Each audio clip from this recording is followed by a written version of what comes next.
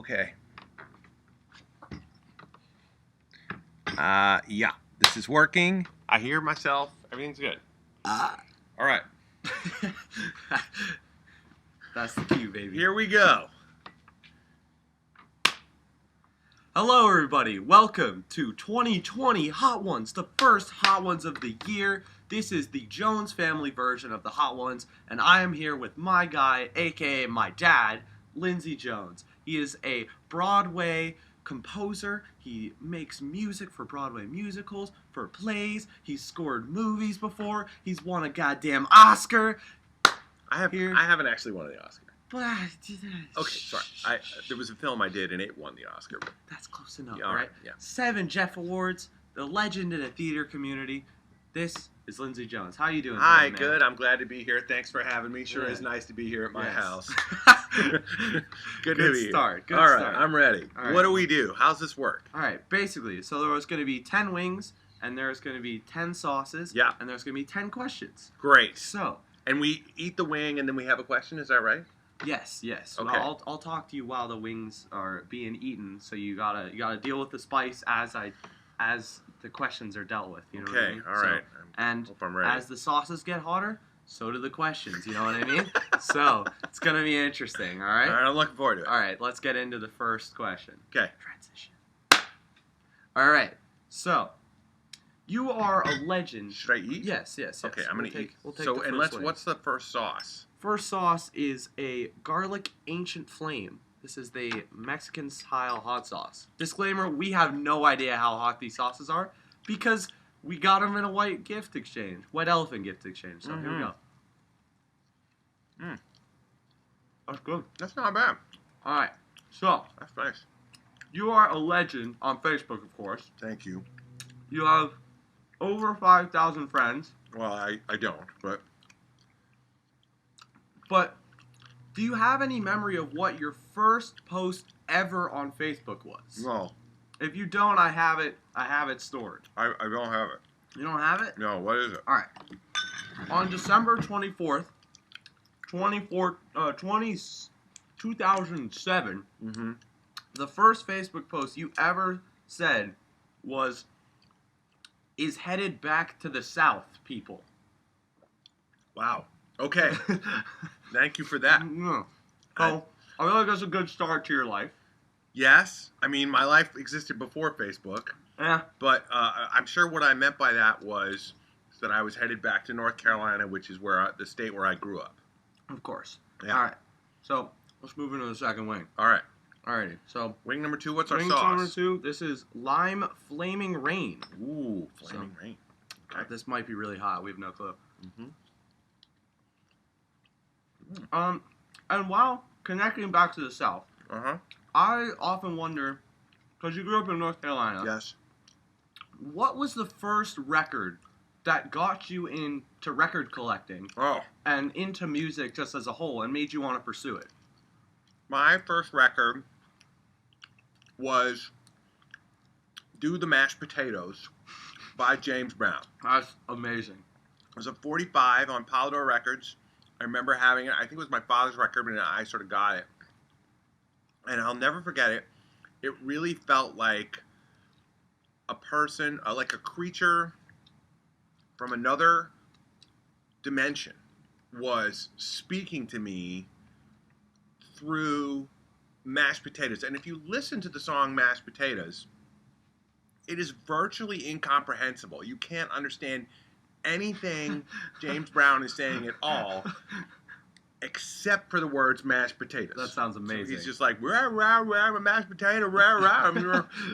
And it just was like, the first time I heard it, it was like a lightning bolt that went through me. And I just thought, wow, this is the coolest thing. And that moment changed me forever. And ever since then, I've been completely obsessed with music. That's awesome. Yeah. That's really cool. It's a That true is, story. so basically an alien spoke to him.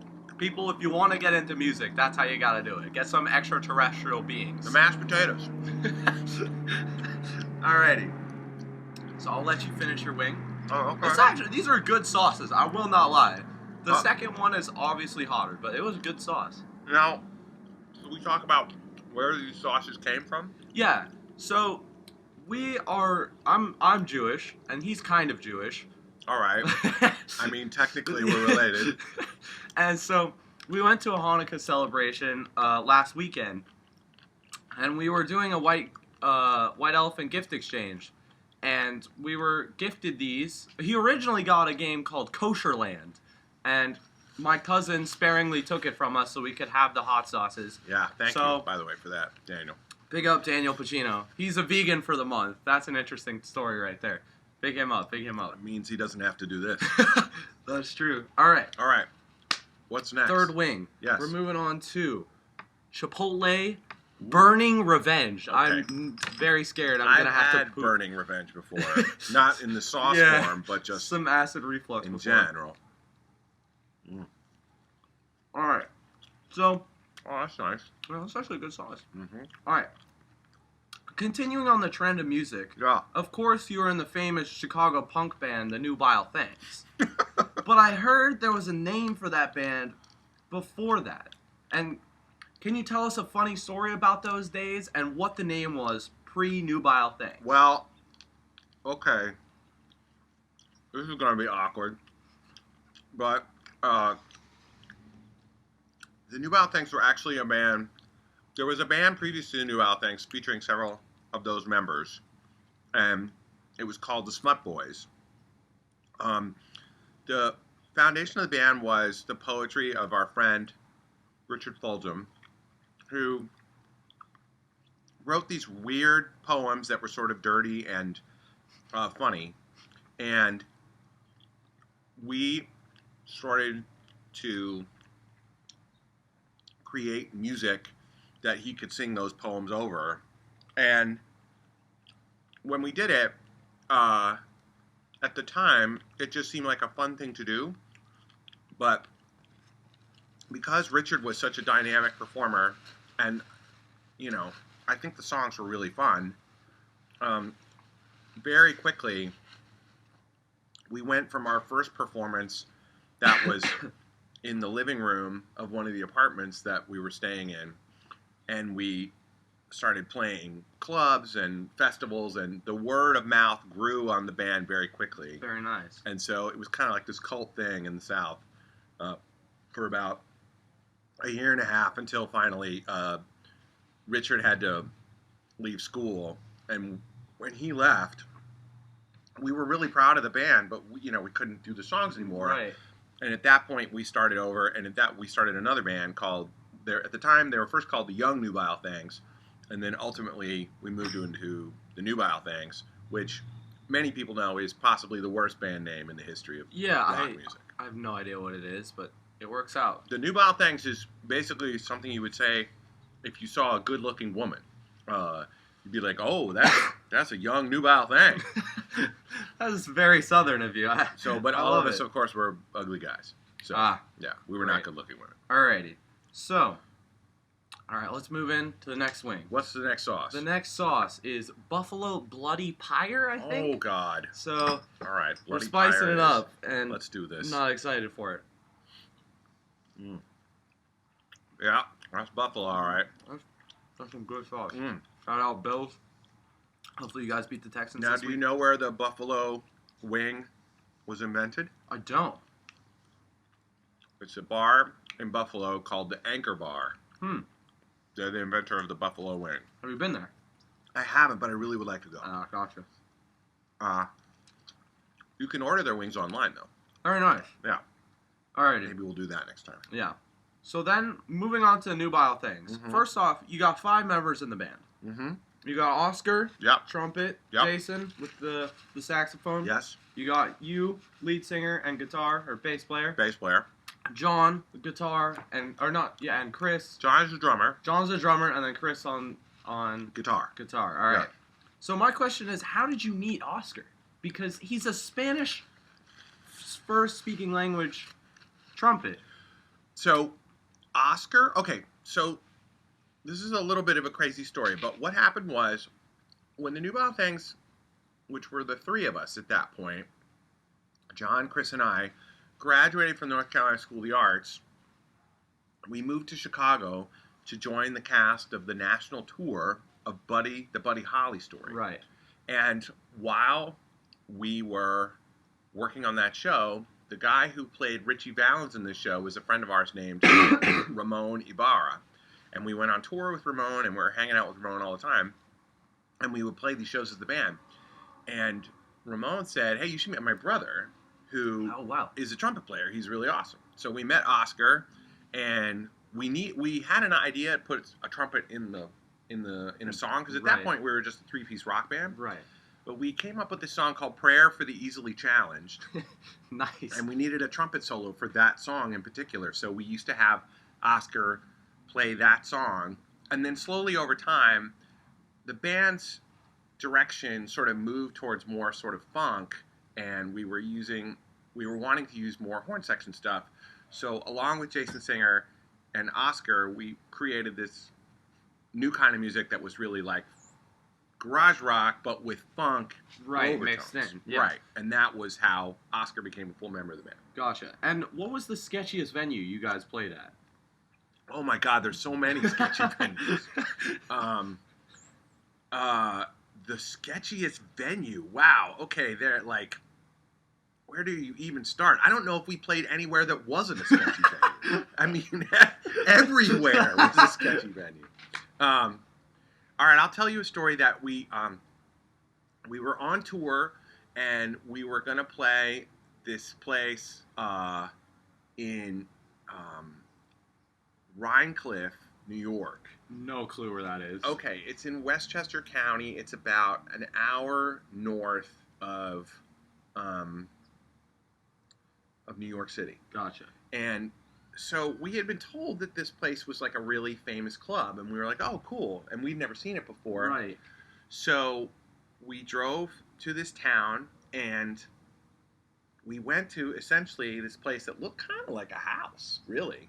And we got out, and we walked inside, and there was a bar in front of us. But there didn't look like any place where a band could set up and play. Right. It was just like a bar. Right. So I said to the bartender, I said, hey, we're the band playing tonight. He was like, oh, cool. And I said, where should we bring our stuff? And he said, well, it's right through that door over there. So I go and I walk through the door, and it's just like a small room. It's like a small room with nothing in it. Empty. Totally empty small room. No outlets? Nothing. There was 2 outlets on the wall. And you had a 5-piece band. Correct. Thankfully, though, only the guitarist and the bassist, only the 2 of us really only needed electricity. Okay. Because we need amplifiers. Right. But the other guys, the drums don't need amps. Right. And the trumpet and the saxophone don't either. But anyway, we were in this room, and I thought, this must be the room where they have bands put their stuff before the show. Right. And that the stage is somewhere else. So, right. I have the band put the stuff in the room, and then I go back to the bartender and I say, and the band was all like, well, where do we play? Where are we supposed to play? And I was like, I don't know, it's around here somewhere. And so I go back out into the main bar area, and I say to the bartender, I'm like, where's the room where I said, where's the stage? And he went, what do you mean? And I went, well, where does the band play? And he went, right in there, where you guys put your stuff. And I was like, but there's nothing in there. It's just an empty room. It's just an empty room. And it's not a big, it was about the size of this table. It's a very small, empty room. So I was like, in here? In here? And he was like, yeah, this is where you play. And so I went back to the band. We had a hard week up to this gig, and I went to the band and I said, hey, funny story. We have to play in this really small room. And they were like, what? What are you talking about? We can't play in here. Right. It's like, nobody can fit in here. That's true. And I was like, well, this is what they said. And so everybody was really upset about it. And they're like, well, we're not playing this. We're not going to play this. Yeah. Forget it. So I said, well, look, let's go out to dinner. Let's get some food. Okay. We'll talk it over. And if we still feel like after dinner we don't want to play, right, we can go. Right. So we go out to dinner, and everybody in the band except for me gets totally hammered Because you don't drink. because I don't drink, but everyone else does. Right. So they were all getting totally hammered. Oh, I think that's just the screen went dark. Here we go. There. Okay. So after dinner, I'm like, should we play? And they're like, yeah, what the hell? Let's play. Who cares? It'll be great. No cares. We'll just play for ourselves. It'll be fine. So we go back to the bar, and we go to the room. We set our stuff up. They give us a microphone with a single speaker so I can sing into it. And there's no one in the room but us. Right. And they said, well, you guys start playing any time. So I'm like, all right, boys. So we start playing. Right. And I thought, well, we're just going to play in this empty room for the rest of the night. Okay. And that'll be it. The weirdest thing happened. What? Okay. So we play like one or two songs. And there's a back door to this room that goes. And if you look outside of this back door, it's like a screen door. Right. And it looks out on like a forest. Like back here, of course. Yeah, like it's like imagine this was like a forest and it just kept going and going and going. Right. And so what happened is we played a song and a half, and one guy came in through the back door from out of the forest, and I thought, wow, that's weird. Where did he come from? And then he was dancing, and then slowly we kept playing songs. And people kept coming out of the forest, like literally 50 people. Like Sasquatch just pulls up. Like I don't know where they came from. They all came out of the forest, like they had heard us, like they were living in the forest or something. And they were like, "Oh, what's that music?" And they slowly came in. Right. And by the end of the show, the room was completely packed, like packed with people going insane. And it turned out to be an amazing gig, one of the best gigs I think we've ever played. Wow. Yeah. That's incredible. It's a true story. That's incredible. All right. What's next? What's our fifth sauce? So that's going to be jalapeno flaming rage. Oh, here we go. I'm not excited for this. This is... All right. Although the wing looks clear, it's a very green sauce, That's so there's right. a lot of Looks like sauce on this. here. That's good. Ah. All right. So, from a man with a now really steady, sort of legendary job almost, Thank and a you. well-respected man in his industry, Well, I don't know about that. But... you started out with some very interesting jobs. From cooking Mm-hmm. hundreds of meals at a camp, to being a cartoon character for birthday parties, Yes. and getting a piece of metal stuck in your toe. Yeah. True story. You have had some crazy jobs, but can you tell us about your experience at Mickey's? Well. Okay. This story would take far too long to tell, but essentially, Mickey's was a convenience store, grocery store that was down the street from North Carolina Schoolyards, Right. where we went to school Right. in Winston-Salem, North Carolina. It does not exist anymore. Hmm. And I worked there for about a year as like a counter help guy. Gotcha. So when they first hired me, they said,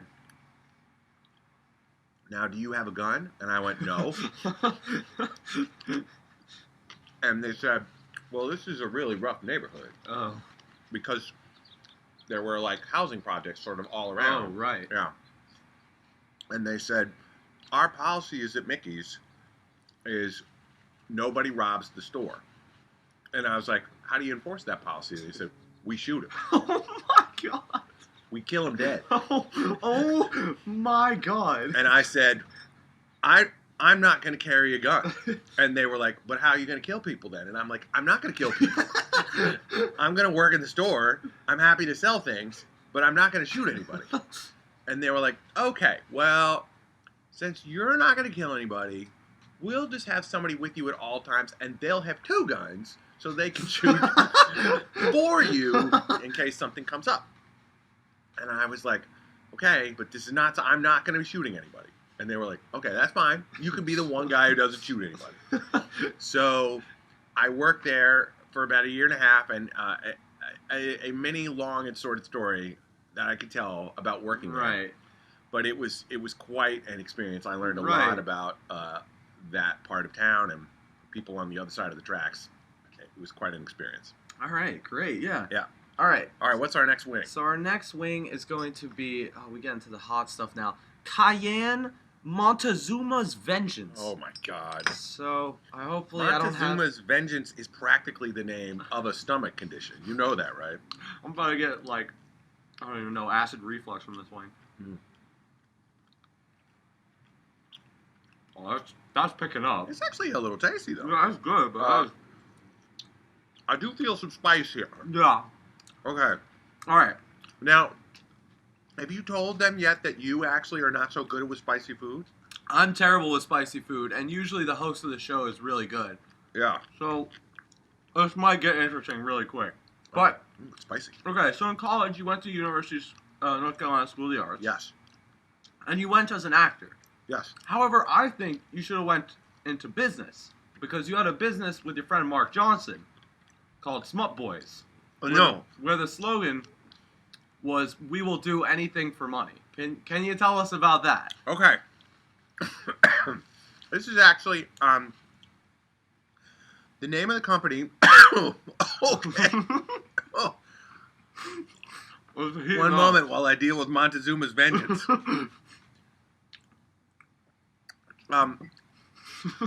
The name of the company was called Bushwhack Brothers, and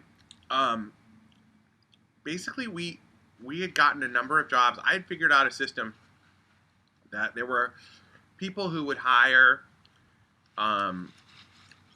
people who would do stupid things in public for money, and it could be like dressing up. Oh, you went for the milk. I did. Oh, I've been drinking the milk the whole time. Yeah, go for it. I'm no dummy. So, Oh, okay. So, Bushwhack Brothers was a thing where people would call and they'd be like, "Hey, we're opening up a new Red Lobster down by the highway. We would like somebody to dress up as a lobster and give away coupons for shrimp cocktail." Or like, "We need mimes and jugglers for the opening of this Coliseum," or something like that. Yeah. So I was kind of like a clearinghouse to people who could do things. And now, the funny thing is, people would say, like, we want mimes and jugglers because they think mimes and jugglers are entertaining. But what we quickly discovered is mimes and jugglers are not actually that entertaining. You get their act very quickly. So what we realized was it was much better if we could just be funny. So we came up with ways to be funny in public or have these strange characters, and people would pay us money. And it was actually how we got through, how a number of us got through school, doing these odd jobs of dressing up as different characters and being weird and getting paid for it. That's really cool. It was pretty great. All right. So we're going to move on to the next sauce. Yeah. It's really going to start to pick up. Talk to me. So this is Mango Habanero Fiery Wrath. Oh my God. And Montezuma's Revenge set the stage. Fiery Wrath. Yeah. And it's habanero. Jesus Christ. That is really sweet. But really spicy. Holy crap. Mmm. Oh, that's delicious. That's really good. But that is spicy. Okay. Ooh. Yeah. Yeah, that's got some kick. Woo! Mm. Alright. So, Yeah. before I literally lose all fluid in my nose, I'm going to ask you about your famous doppelganger, John Malkovich. Oh, God. So, people say my dad, aka Lindsey Jones, looks like John Malkovich. Now, Which I don't, by the way. I don't. now, he's gotten recognized many times as being John Malkovich. Because they're wrong. And so, could you tell us the story about how Wallace Shawn thought you were John Malkovich? So, Alright, I'm going for the milk. yeah, you should. Was I not supposed to go for the milk?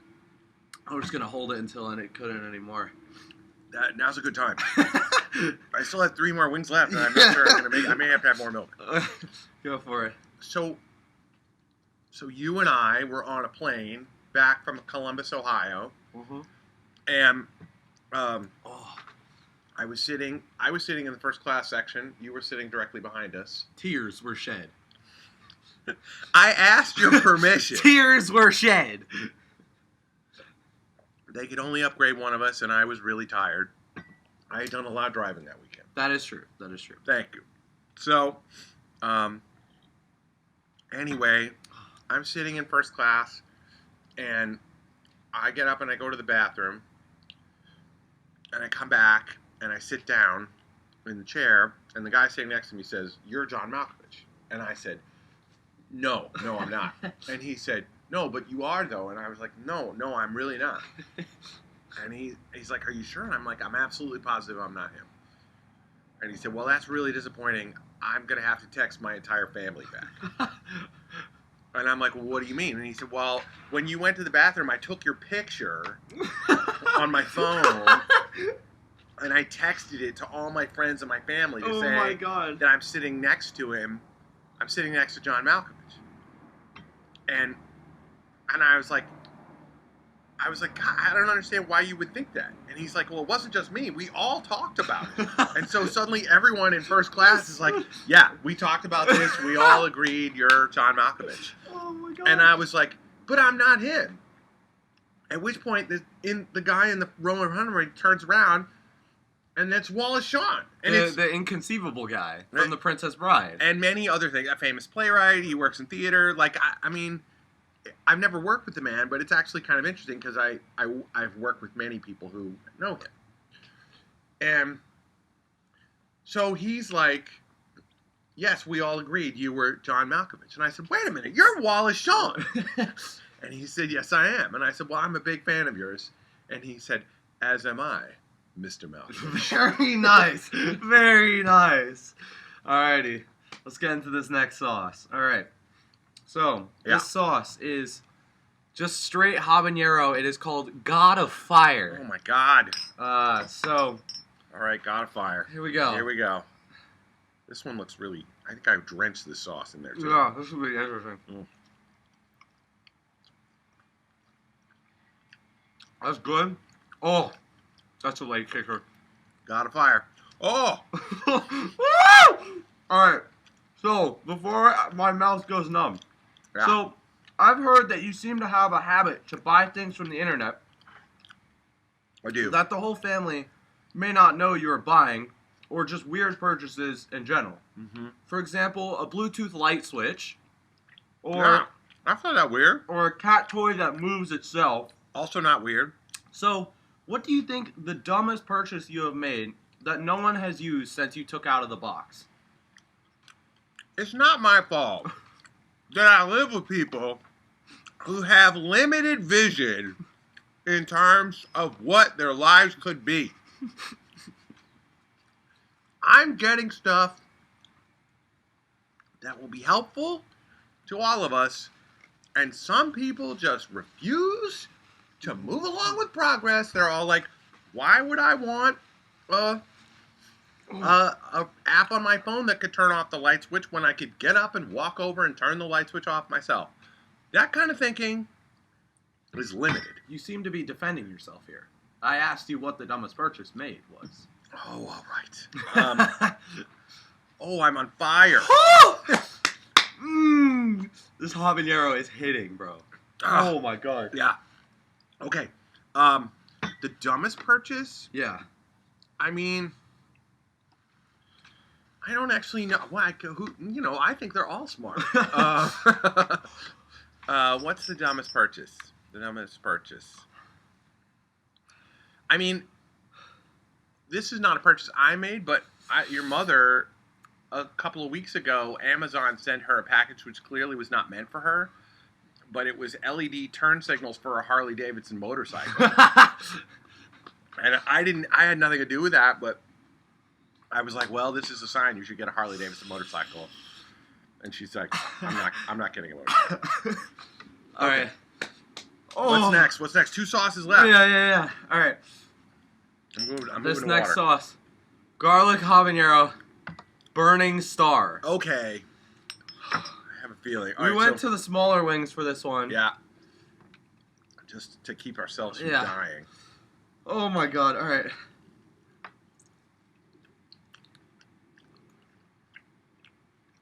Oh. Yeah, that's all right.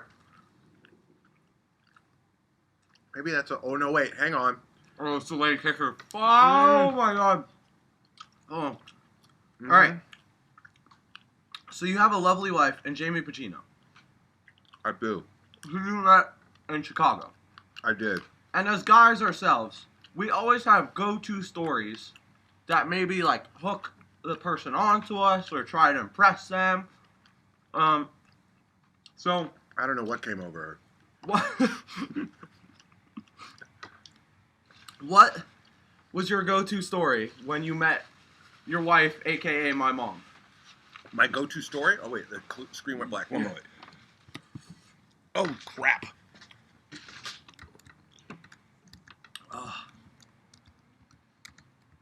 Oh my god. Fucking hell. Okay, we're still recording. Ugh. Okay, tell me your question again. So what was your go-to story when you met your wife, aka my mom, Jamie Pacino? I'm not sure I understand what story you mean. Like a story that I told her to make her like like me? the first story you went to when you were like, I gotta impress this girl. And I'm gonna tell her the story to Yeah. impress her. Okay, this is a true story actually. Oh.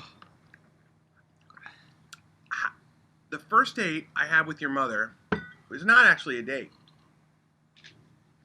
but I had seen her working at Straw Dog Theater, and I was there, and I was like, "Hey, we should hang out sometime," and she was like, "What are you doing tomorrow afternoon?"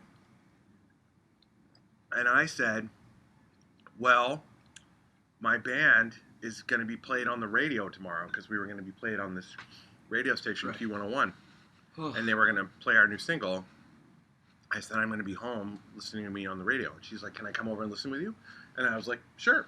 So our first date was your mom came over and listened to the band on the radio with me. Oh, very nice. That's how I impressed her, I think. I'm not sure if that actually worked. Very nice. Our first official date was that we watched the Emmys together Oh, on okay. television. And Nice. like that's become a tradition ever since. Very nice. Mm-hmm. Oh my god. We have one wing left. My tongue is on fire. This is really not good. I don't know how I've survived. I don't either. All right. So, Yeah. let's get to this final sauce. All right, let's do it. What do we got? This is extra hot, fiery Oh apocalypse. my god. Now, do we do the dab thing that they do? Yeah, we're gonna hit them with the last dab. So you can do it if you want. It's up to you. Okay. But these wings have already been thrown in the sauce. Yeah. But we're gonna give ourselves a little extra dab Just a little. to end it off. Okay. Oh. All right, that was a little bit of a big dab on my part. All right, I'm gonna. Sauce comes out fast. Okay, yeah, a little too fast. Woo! Fiery. Fiery hot. apocalypse. Extra hot and fiery apocalypse. So for Okay. all the marbles, last question. Let's do it. Here Ready? we go. 3, cheers. 3, 2, 1.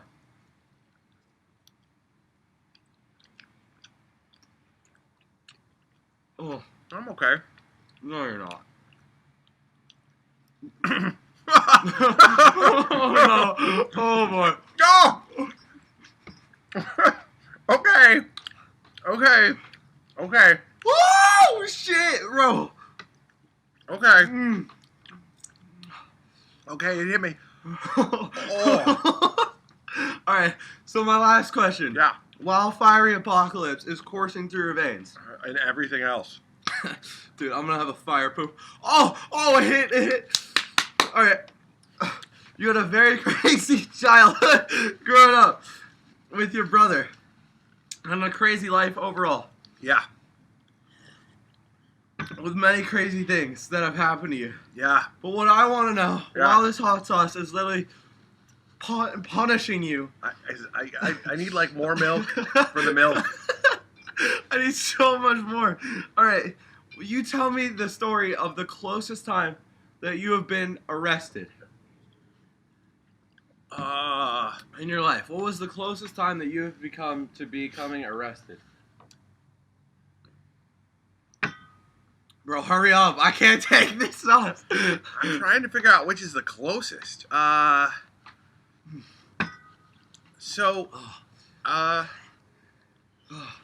closest time is this is not a story you're gonna expect. I worked in the real estate industry for a while. Right. I rented apartments. And frequently what would happen is you would have keys to let people into apartments. Right. And those keys would never work. Oh. They would never work. Oh, so you... Oh, I can see where this is going. So you would have people who'd be like, I'd rent this apartment if I could see it. I wish I could see it. And I'll be like, well, you stay here, I'll be right back. And I would try and go around back and break into the apartment so that I could somehow get in and make a sale, make a rental. So one time this happened where there was this couple with me. They were from out of town, and I got to the apartment, and the key didn't work on the door. Right. And I thought, okay. And I said, please stay here, I'll be right back. I walked more around milk, back, bro. and there was an open window. Oh, okay. So I got through the open window, and I thought, well, great, no one is here. So I had to walk through the kitchen into the bedroom to get to the front door. Right. So I'm in the kitchen. I've gotten to the kitchen window, and I just figure, well, I'll just walk to the front door, and then I'll be all set. And I open the door, and there are two people having sex in the bed in the bedroom, which is why they were not answering the door. Oh, my...